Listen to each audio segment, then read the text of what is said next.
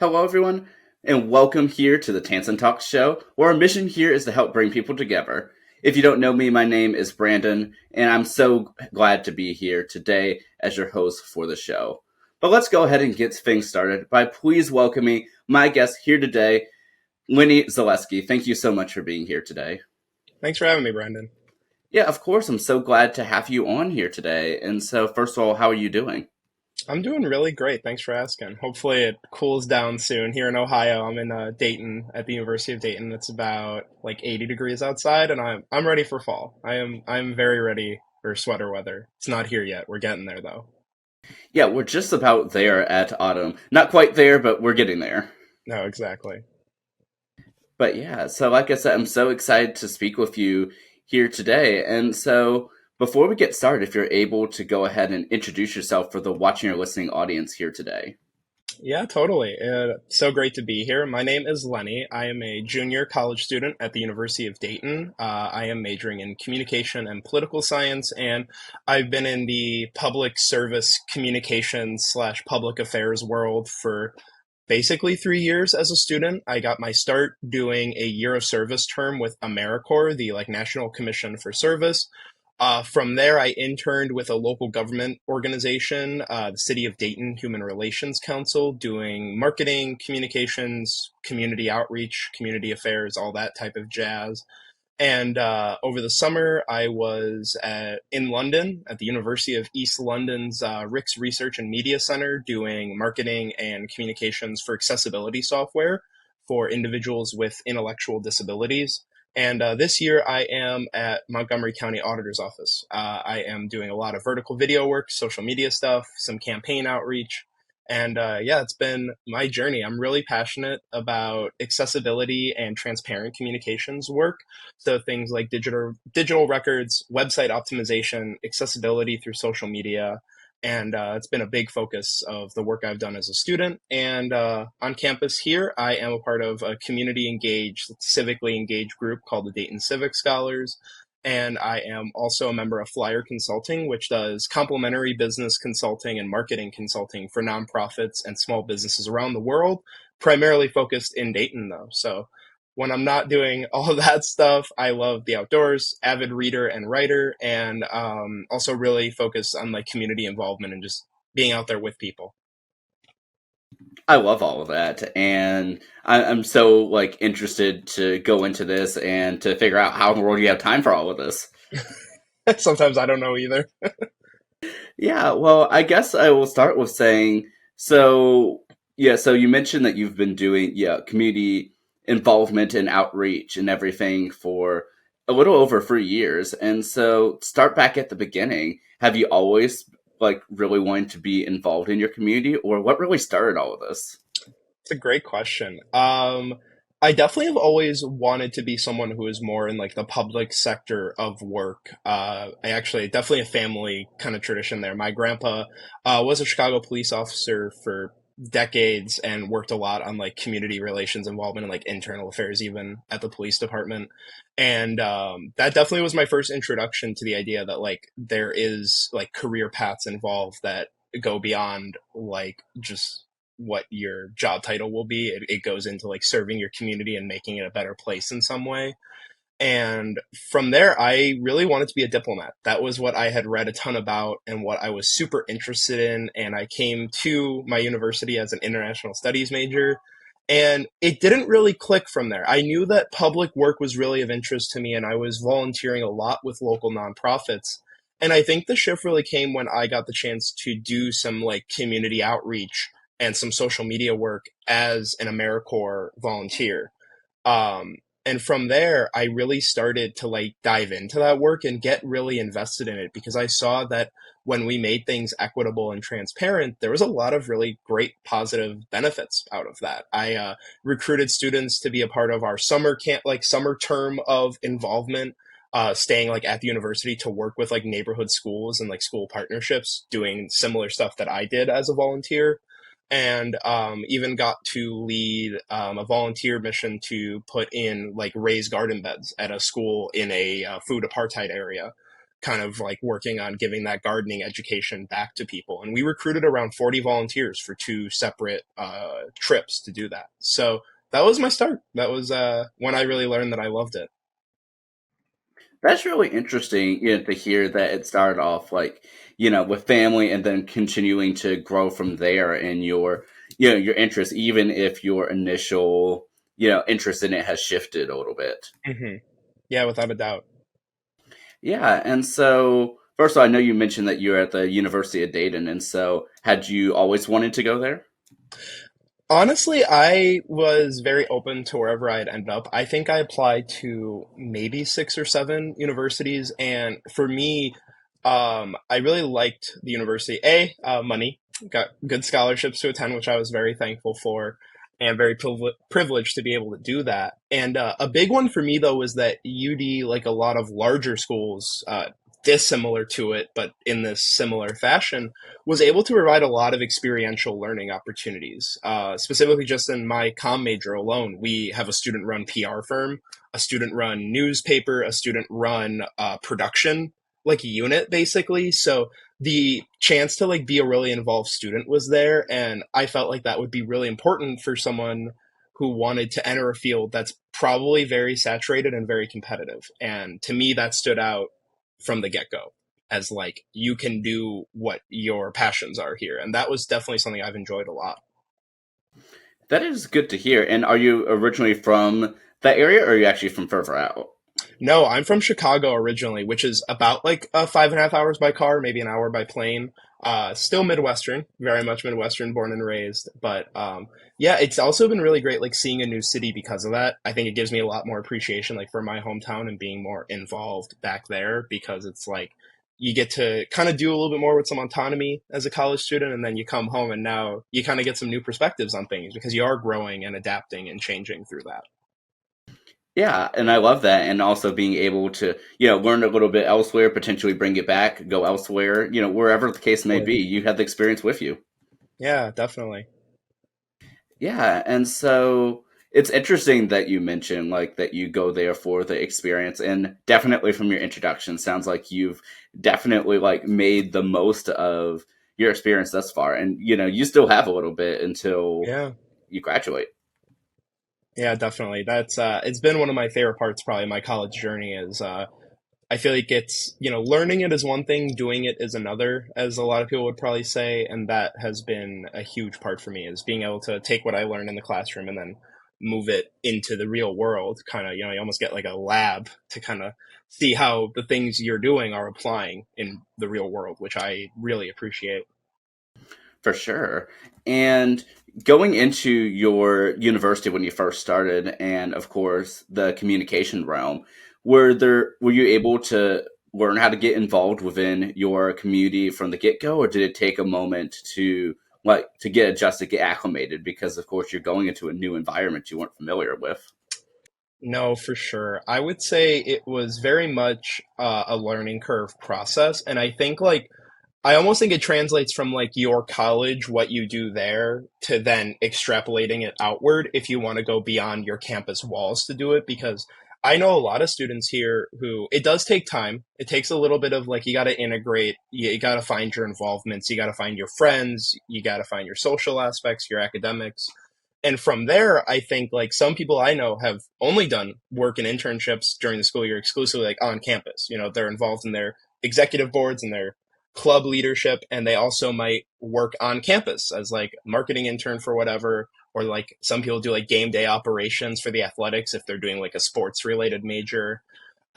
There's engineering and research opportunities for different like STEM fields too. So I know other people who have worked exclusively going off campus and off into their journeys with different places, doing that kind of work. So I think it evolves over time and is very much dependent on what you want out of it. Yeah, absolutely. And I love that that you're taking that initiative to go above and beyond. And do you remember how long it was until you were really, I guess, comfortable with being like, okay, I'm a little familiar with the area. Now I think I can try to go make my difference here. That's It's a really tough question to say. I kind of almost was an exception to the rule and got very lucky by doing my AmeriCorps service off the bat because we went off campus directly. Like, basically, from I think week two of my college experience, I have traveled to go do work in some type of way, which for some people, it might not be the route that they want to do. Like, for some people, it just might not be in their cards. But I think if you like that and it engages you, then it's super valuable to get out of your comfort zone early because I discovered more about what I liked through just trying things and asking questions than I ever did really reading it in a book, to be honest with you. There was always that added benefit of you don't know what it like I feel like there's that military saying like no plan survives first contact with the enemy, I think it is. It's kind of similar in college, not that it's a war zone, but that you really get to enjoy what you're doing and learn about it. You might even learn that you don't want to do it, which is just as important. Like I've had plenty of friends who their first summer internship, they're like, nope, this isn't for me. I'm changing majors, and they'll go even to like a whole new school within the university for what they want to do because it wasn't in their deck. They didn't really like it that much, but you learned, which is, in my opinion, pretty important. Yeah. And but I think you hit upon something that was really important in that you do learn and that you continue to figure out what you do and don't like. And like for me as a communication student, I went into communication because I was familiar with like, the aspects of television production, at the public access side. Hmm. And I went in and was like, okay, I don't really care for doing that academically, but look over here, media studies. And so there were so Yeah. many different avenues.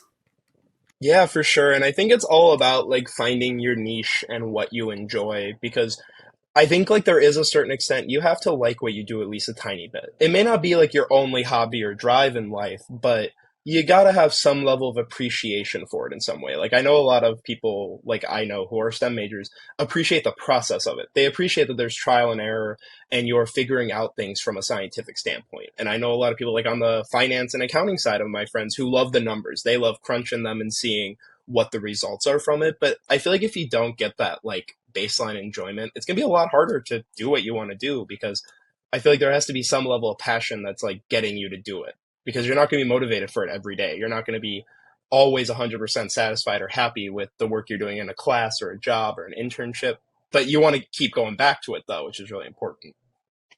Yeah, that is so important that you touched on. And I think that's a lot of the things that a lot of times we don't even think about. It's just like, oh yeah, Hmm. like we're picking a major, and sure, maybe not everyone that goes into a specific major goes into that field, but it is important, at least in my opinion, that we at least enjoy what we're studying, because why are we studying it then? No, I completely agree. It's like there has to be some level of like introduction to it where you're like, yeah, this is what I like. Because even if you end up changing later on, I feel like the foundations you set in whatever you're studying can be super important for the future. Because I think a lot of people don't 180 usually. They kind of take like a 45 or a 90-degree turn. They're moving into similar things that they found they liked a lot through that initial study and plan, you know? I feel like that's really apparent with stuff like a business school because you might end up starting in accounting and being like, this really isn't for me, but I like the business acumen that I'm getting. So I'm going to go to MIS or I'm going to go to supply chain because that's more my vibe. And I feel like that's really important when people talk about the value of like a college education is a big value of it is learning just as much about what you don't like.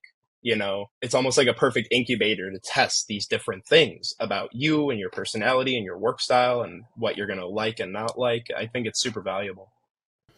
Yeah, indeed it is. And when you originally like started off with college, and of course you were involved with your AmeriCorps, is that did you meet other people like within your first couple weeks that had similar interest to you and wanting to serve the public, serve the community? 100%. I think that was a major benefit of my program at first was the first connection I made actually was to our service site, the Dayton Metro Library. It is the largest like comprehensive library system basically in this like county that our town, the city is situated in. And from there, I did a ton of like work with them because we were placed at the library. And then this year, I actually kind of made good on that connection, and I'm actually volunteering with some of their social media work right now, doing a little bit of data analytics and looking at like some strategy stuff that their team didn't have time to fit in, but a student volunteer was a great fit to come in like an hour a week and just pitch in a little. So I really think there's like stuff like that, and then students I have met who I'm now actually in a program with called the Dayton Civic Scholars, which is hosted by like the same kind of institution, I think we call them at our college, that are like those different research centers, pumping out different stuff for students to do. So I'm still in that program with some of them now. And other students who were like upperclassmen above me doing the same service program are graduates of that program now. So I think there's those super cool connections we all form and make by doing that. And like that was my first introduction to like mentors I had and like people who connected me to other people to continue learning from them. And I think that is a super valuable tool of like diving in early, is that you set your foundation up very quickly, which means you're just rising from there. You're not trying to build it your third year when you're like, oh no, I got 2 years left before I'm out of here. So it's like if you start year 1 or 2, you're building upwards. Absolutely, those incremental changes that you're able to put in progress in yourself. And it's one of those things where if you think about it, it's just like, okay, you need to do 52 things. That sounds like a lot, but doing one thing once a week, at the end of the year, you're at 52, 53. And Yeah. it really makes you think. It's just like, these small changes do add up. Yeah, without a doubt. And I think that's a really big part of like your career journey and your like calling or vocational journey, however you want to phrase that, is it's like, yeah, if you say like, I got to rewrite my resume, apply to 40 jobs or internships for the summer, and I got to start a cover letter, like template, whatever, that's a lot.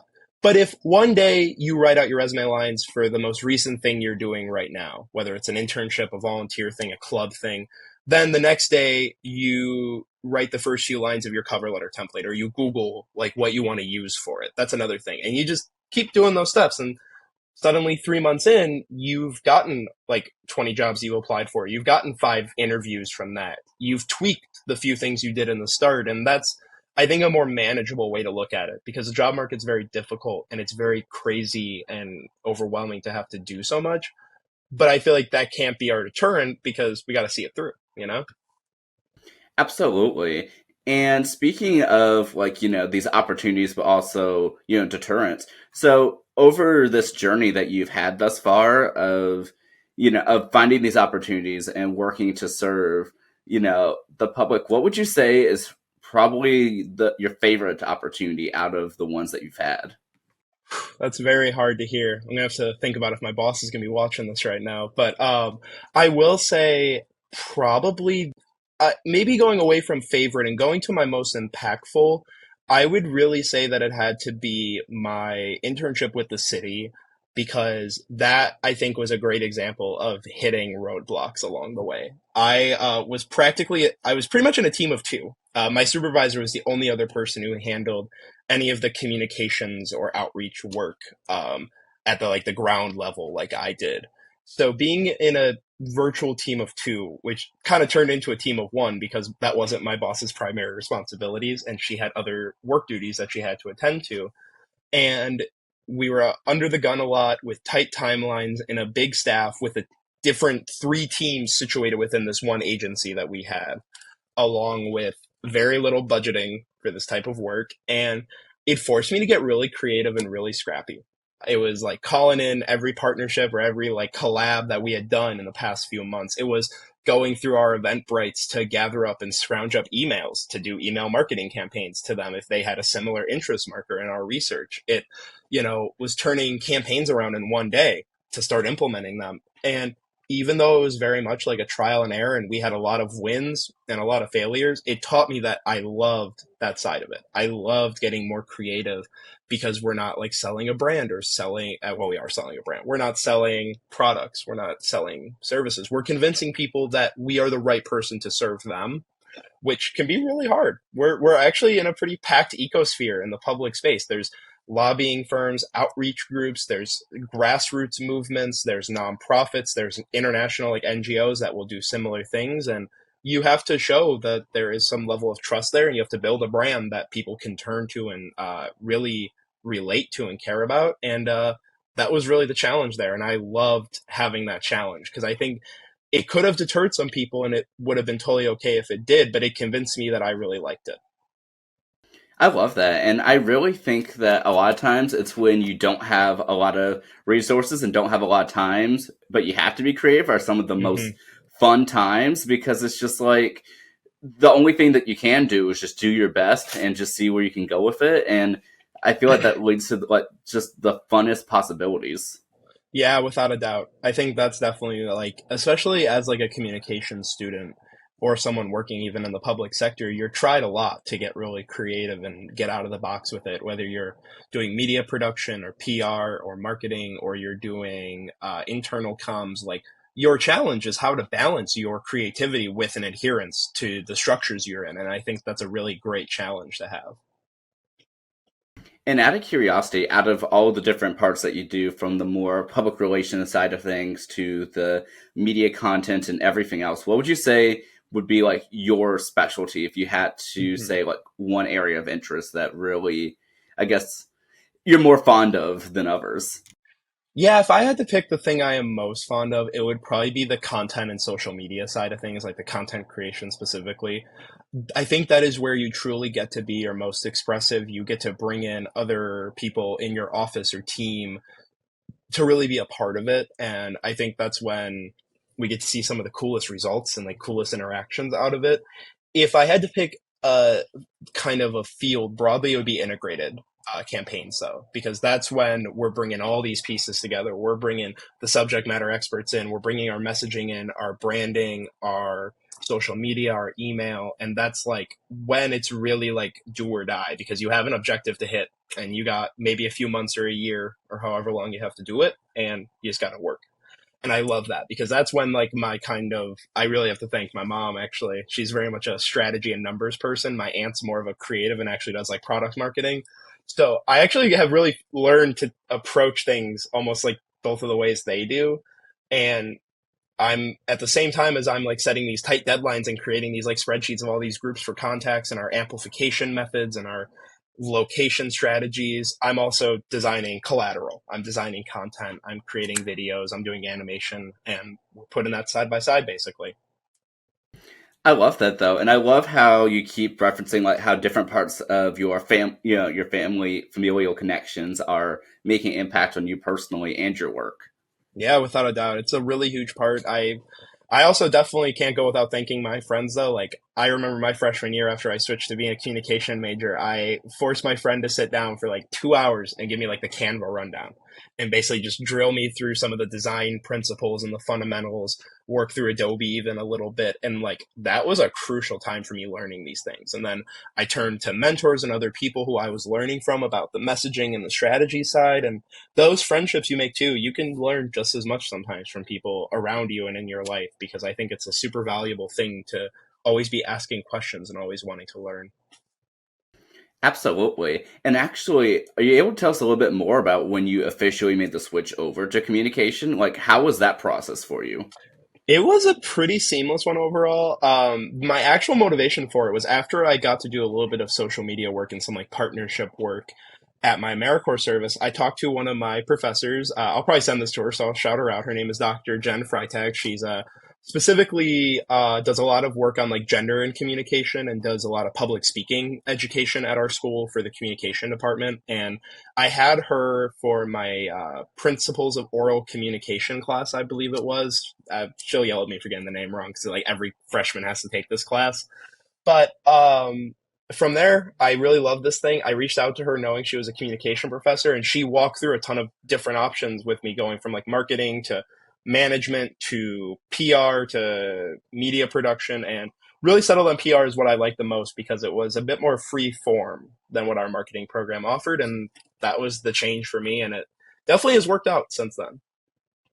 Well, I'm glad. I'm so glad to hear that that you had just so many supportive professors, friends, family members along the way, and it certainly seems like you've made the most of your experience. And like I said, you're not even done yet. Like you Yeah. still have a little bit, but nevertheless, it sounds like you're having fun with it and just making the most. Yeah, definitely. I think that's a really big part of college is just taking in your experiences and learning from the experiences you're given, or you take them. You just bust your head through the door and be like, hey, I want to do something. I think a lot of people respond really positively to that type of outreach. Someone who's asking questions, someone who wants to get involved, because I almost think like a big, like, not too much into networking, but a networking mistake that people make is thinking that networking is about the job. It's about the community. It's about the conversation. It's about the getting to know people because you're planting the idea already that you're a great fit for something they might know about by being investigative, by being risk taking, by being inquisitive. If you lead with it straight out, you're removing the authentic layer of actually getting to know someone. That is, I think, really important. I think networking is kind of a damaged term now because it creates this very transactional view of your network just gives things. But in reality, it's both ways. You're sending and receiving things. Dr. Freitag will love that I talked about the two-way model of communication in this podcast. But I think there really is something to be said about the value of just getting to know people because then you're developing like acquaintances slash friendships that can be really transformative in your professional side of things. I love that. And I think that's the best definition of networking I have heard just because I mean it's so true and like even for me like I love just meeting people and getting to know them. It's like no, it's like I'm not trying to go find a big fancy job right now.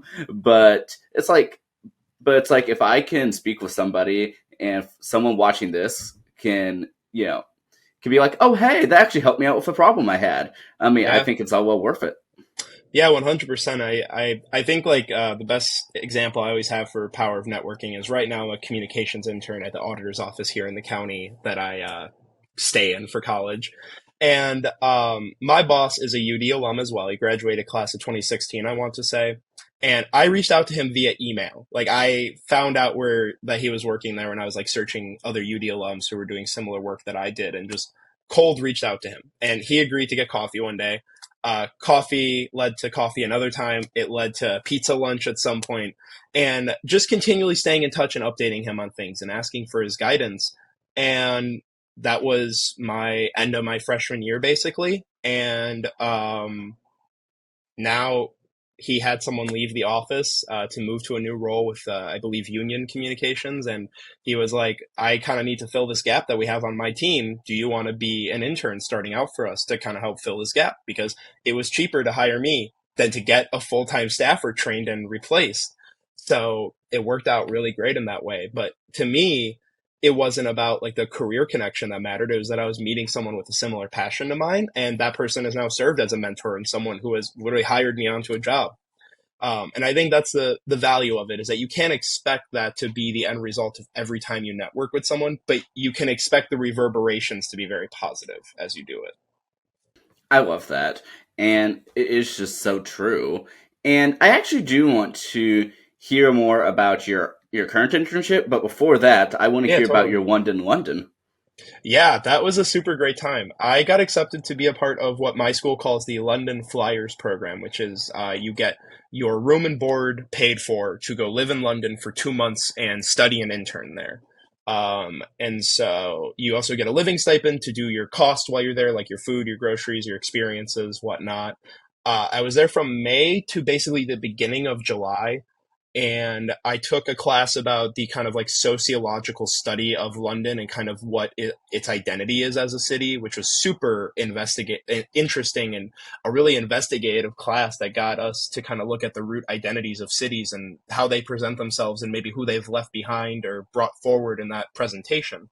It was super great and really engaging because we also got to like tour different neighborhoods of London through this class. Like we had mandated set aside time to go into these communities and meet people from all walks of life, from the fashion influencers to the scrappy town of Brixton to neighborhoods that were fighting gentrification to neighborhoods that were gentrified. And you got to really learn through that kind of raw perspective.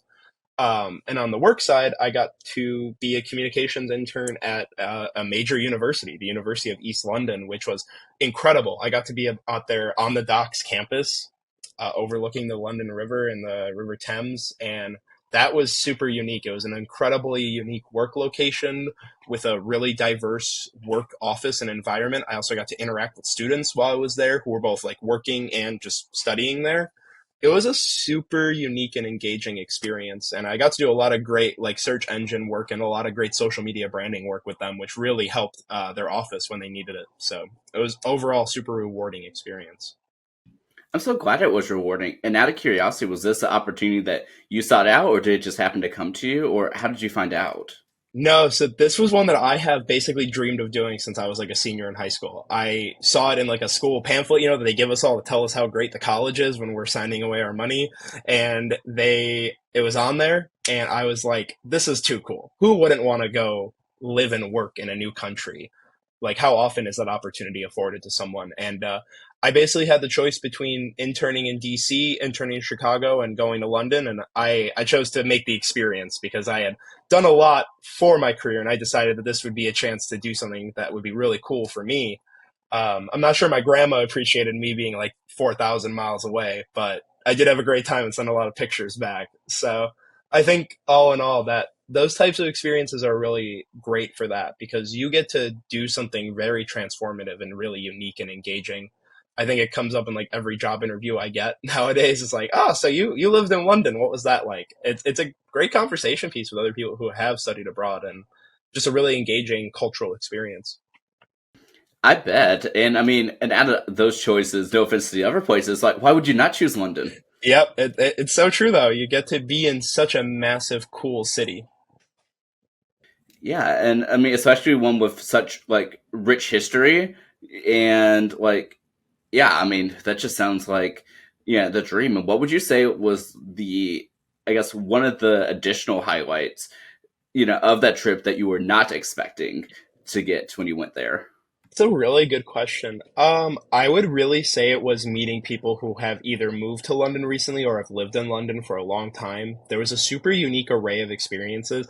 I don't know why, but I had heard that people in London were mean when I was like first telling people that I was going to live there. And it was the furthest from the truth I ever could have imagined. My friends all said that people from Paris were kind of mean. I hope you don't have a Parisian audience, but people in London were super approachable and friendly. And you really got to see the different aspects of the city based on how people form their communities. So depending on what neighborhood you're in, whether it was Kensington or the Docklands or being in the heart of London City proper, you saw different perspectives and experiences based on the people you met. And it was super engaging because I just kind of got to ask questions. I got to be, that American tourist who was like, what is this like? And be investigative. And people were very receptive to my honest and earnest attempts to understand more of the place they actually call home. I even got to share bits of my own home in Chicago with them, and it was super engaging in that way. People were very receptive to just hearing about us, and I wanted to do the same. I love that, and I love how that when you went there, that you mentioned that you were trying to learn more about their home so you could best help them, but then also take back some of the information for your own home, your original home, and your college home. Yeah, I agree. My perspective always, in the work I do or the people I meet in any type of way, it is about being like an equitable partner to them because especially when you're kind of a guest in someone else's place, it's your job to learn and respectfully engage. It's not your job to solve everything or pass judgment. You're there to help or you're there to take in and enjoy things that you're doing. But either way you do it, there has to be a level of respect and understanding to the people who actually have their daily lives and their things there. I think a really small example for me was I tried to avoid like taking like standing pictures going on the tube because like a lot of other people, I was commuting to work and my little fun summer memory for my Instagram post might have actually held up someone from getting to their job. And that might be a small thing, but it matters to people. And they probably appreciate that I was integrating in with them and being in the flow of things rather than kind of being an obstacle in the way almost. Which it might be a minor thing, or it might be the thing that causes someone to like blow up because they're like, this is the last straw, I'm tired. But it meant that I was a really easy to work with kind of partner to the people I was working with because I was understanding and trying to be engaged in what they wanted to talk about. I love that, and especially like you said, those minor things. I mean, because truly, you really don't know what everyone else is going through or dealing with. So it's just like those Hmm. minor things that you do to sort of try to not get in the way. Really do help out. Yeah, without a doubt, I think it's a really huge part to be like that kind of collaborative partner to places that you are not kind of permanently in. I think it's really important to just be a part of it and be engaged. Yeah, and I'm really glad that you were able to have that experience.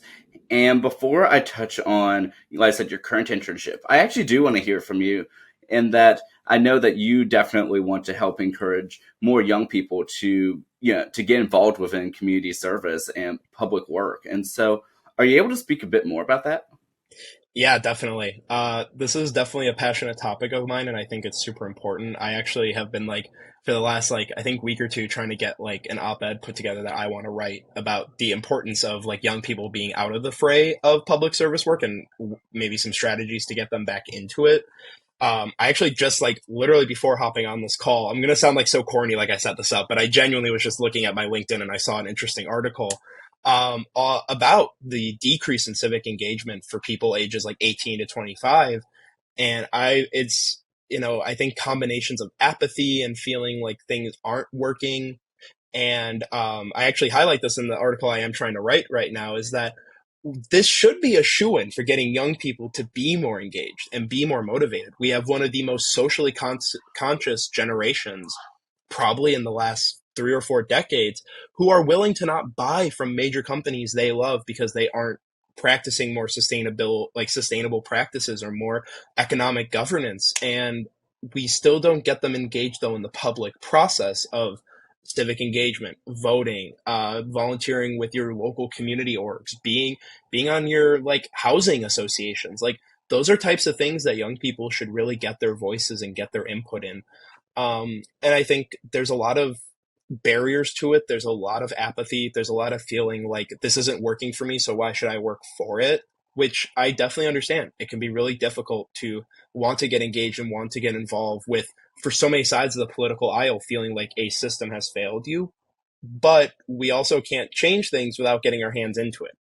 And I think like there's an important part there is regardless of how you want the system to function, you do have to kind of engage with it and participate in it to do the things you want to do with it. And I think a big thing too is that it doesn't require like these grand gestures or acts of service. Like you don't have to be like me and set aside like 3 years all in local government and nonprofits. You can, volunteer at a local shelter once in a while. You can be a poll worker and actually get paid to help out a little bit at the polls on a set day of the week or whenever it is. You can volunteer for study groups and focus groups that government organizations or like public transit agencies have for developments of things. There are so many ways to care about it and be involved. And I think a big thing for young people is you kind of have to meet them where they're at, because it might be a complaint to some people that young people only want to work from home, or the feeling that our generation's more lazy, which I will dispute until I'm blue in the face. I think some of us are really, really hardworking, but we want certain things to be done a little differently. And I think meeting people where they're at and knowing the times you're in are really important. So I think in regards to getting people into civic work, it's about work from home. It's about flexible scheduling. And, that might be a challenge. It might be something that organizations don't want to be flexible to, but people were inflexible in the past for the way that things were set. And now things are shifting a different way. And I think we, as public administrators, got to adapt and overcome pretty much. You have to meet people where they're at, which is a major component of our work too. So I think it's a lot, but I think there are some steps that people can take. I think it's both sides have to try to trust each other a little more too.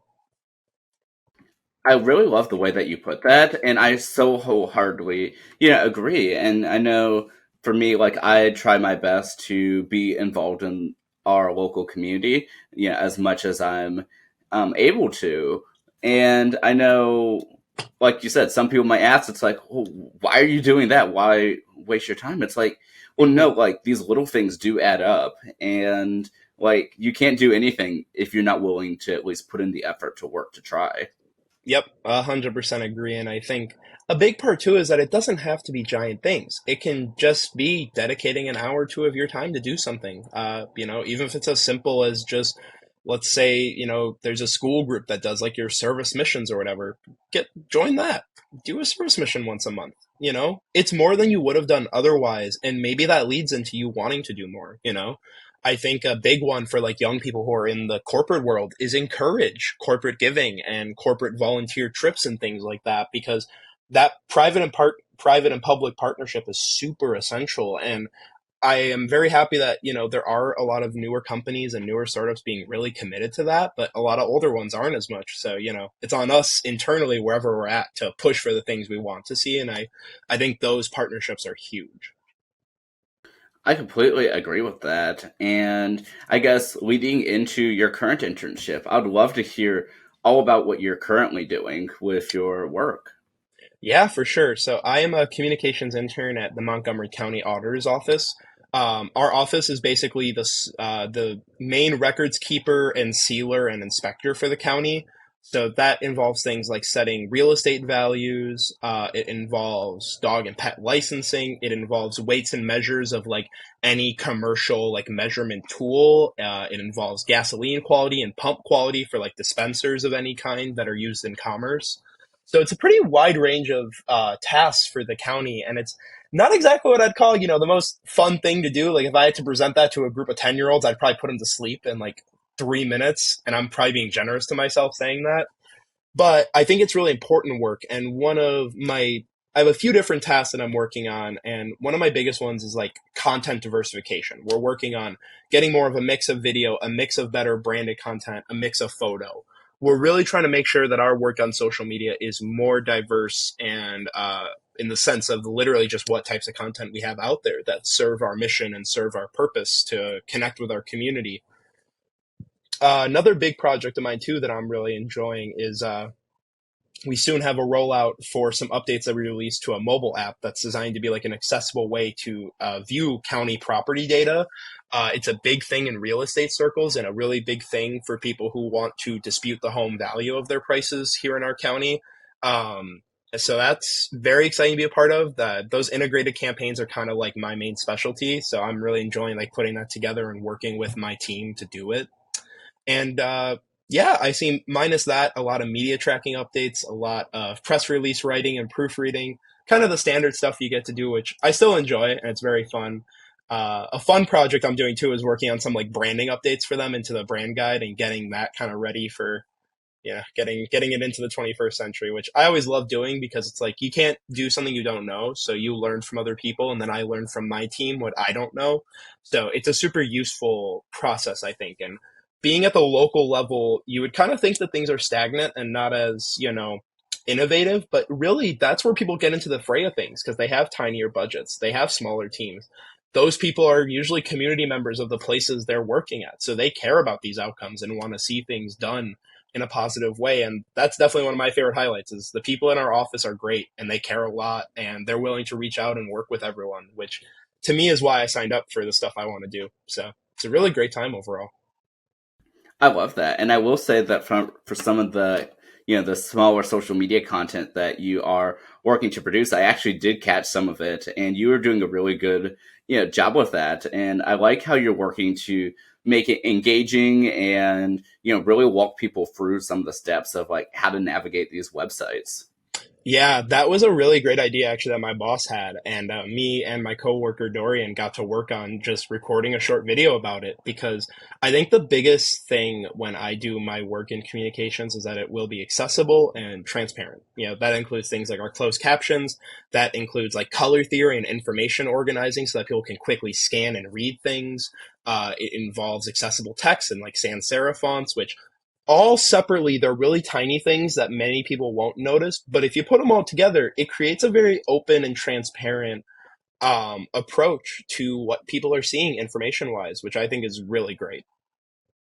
Yeah, and I did actually mean to ask earlier. So I know that you're putting a great emphasis, of course, on accessibility. And so has that always been one of your main priorities, or is that one of the more recent things that you have been working on?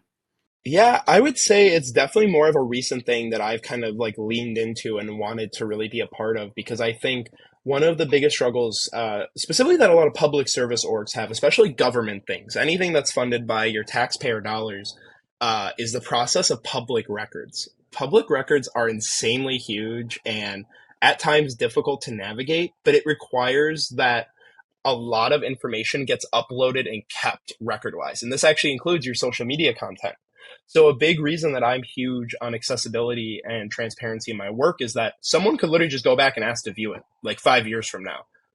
And now maybe someone doesn't want to see an individual Instagram graphic, but if they're looking at something like a campaign we did where we put money into ad spend, I want to make sure that all the information was correct, reliable, and transparent to them because it's in the public eye technically forever. As long as we can keep our records, basically, there is a way to view it.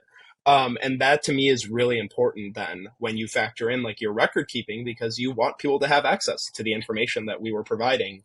To me, it goes deeper than that. It even involves like search systems on websites. Like people should be able to pull up any information they're looking for that we have publicly available. So it goes into a lot of things, but it's a super important aspect of the work. And I frankly, I kind of hope it becomes more of an important aspect of record keeping for like other types of comm work, whether it's in media or in corporate work or in consulting, so that people have a transparent look at the work we've done to kind of influence minds because our work is not objective. It's very subjective, but there's a layer of truth that we have to hold true to in our ethical work as people doing communication. So it's a really big motivation for me because like anyone could technically want to view the stuff whenever they feel like it, frankly. They could ask to look at the info of the person who made it. So to me, it's really important that that stamp is authentic. I love that.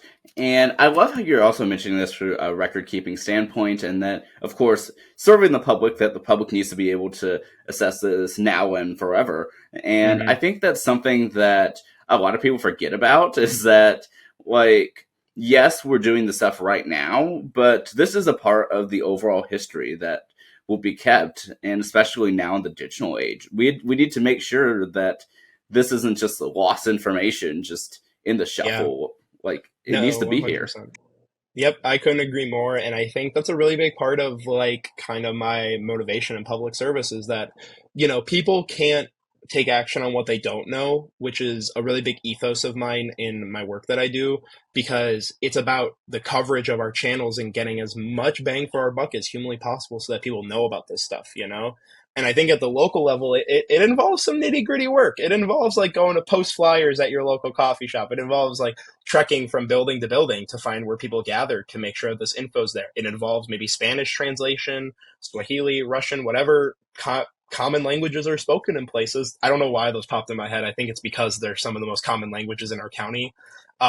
So like that work, I think it just transcends like clicking publish, in your Meta Business Suite or your Hootsuite. It involves boots on the ground, community engaged work, and I think of myself as someone who engages people first, and my strategy and other parts are from my more formal kind of education. Like that first job is to serve the people that we're working with. So I think it involves a lot, but it's worth it for the work we do. I love that. And I mean, clearly your leadership must be doing really well because if I remember correctly, you've actually earned awards for your leadership as well. Yeah, I was awarded the Visionary Leadership Award for my university in my end of my freshman year, I want to say. That specifically like signifies a very involved campus leader who is making a difference on and off campus.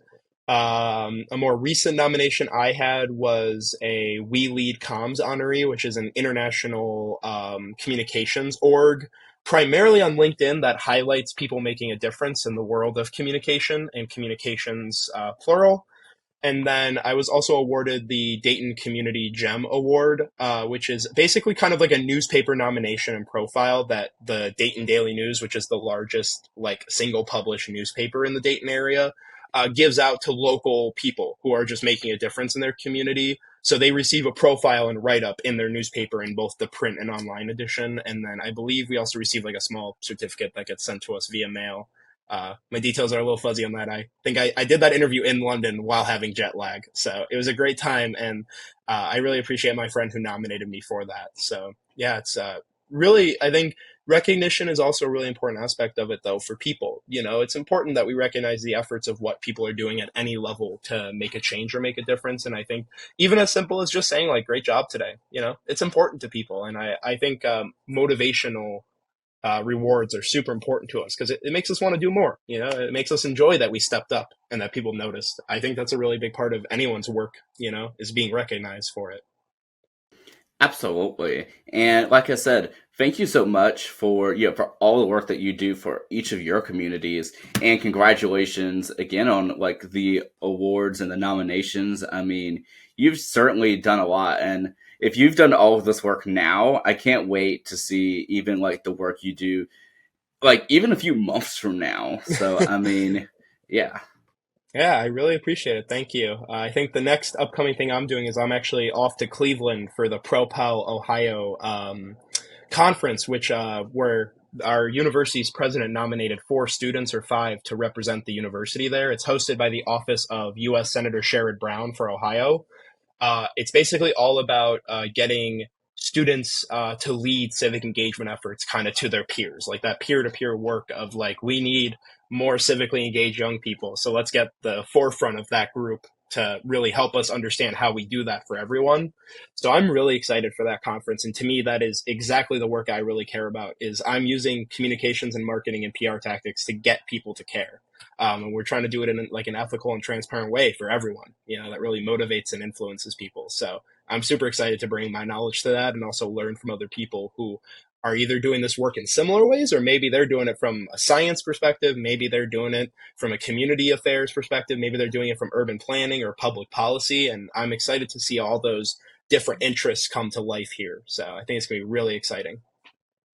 I love that. And I'm sure you're going to meet a lot of amazing people. And I can't wait to see like how much you all can really do. And like I said, Hmm. definitely I think the generation that really has the capabilities of just making a difference. And I'm so glad Yeah. that, that you are working to just help motivate people to take part in that change.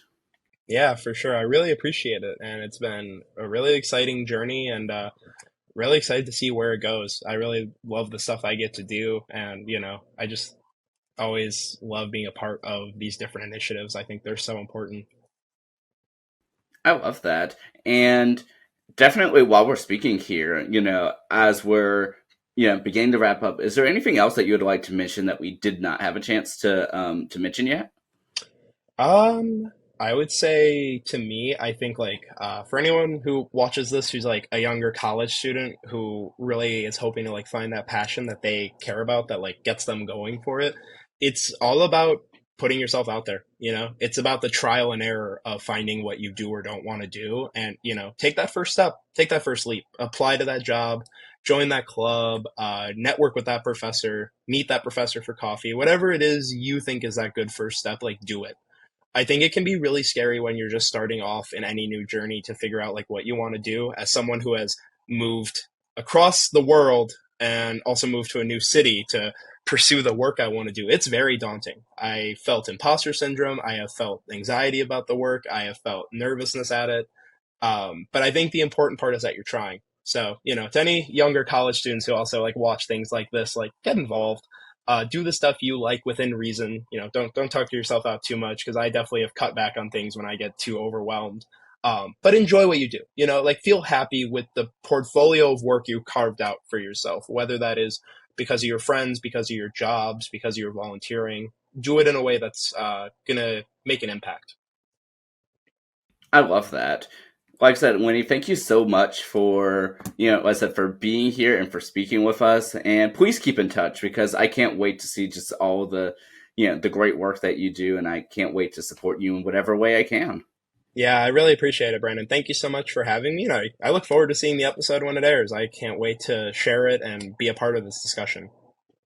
Absolutely. And of course, if anyone online would like to, to check out, what you're doing online or wherever, whatever the case may be, is there anywhere that people can, can follow you or your work?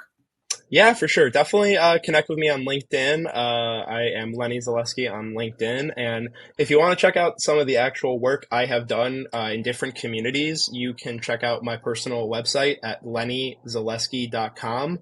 And that has a full portfolio of work and contact info and about page. And check out the work I've done. Shoot me a message if you want to chat on Zoom or get coffee if you're in this area in Ohio and you want to learn about the work that I'm doing. I'd love to get in touch and meet people who either are interested in this work or are already doing it.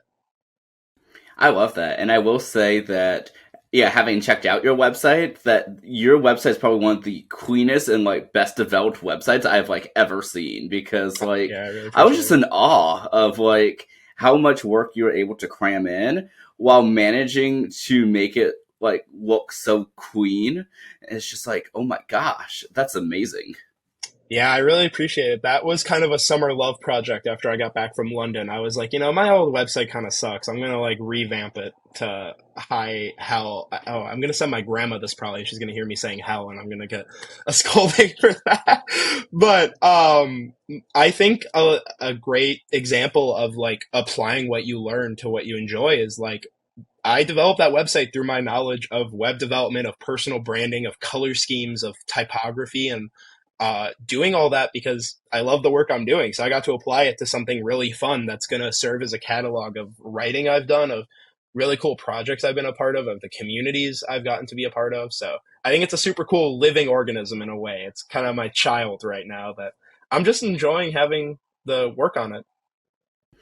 I love that. And like I say, just can't wait to see how it progresses. And like I said, this has just been such a fun conversation. And I just cannot wait until the next one. Yeah, thank you so much for having me, and thank you so much for letting me be a part of this really cool series that you have. I love this type of stuff, just bringing people together and hearing from different voices. It's super impactful work, and it's really engaging to be a part of. So thank you. Yeah, and thank you so much for being on. And for those of you watching or listening, thank you all so much for tuning in. As always, to the Tansson Talk Show. I always love doing this. And be sure to tune in next week as we continue on our mission to bring people together. I'll see y'all later. Take care.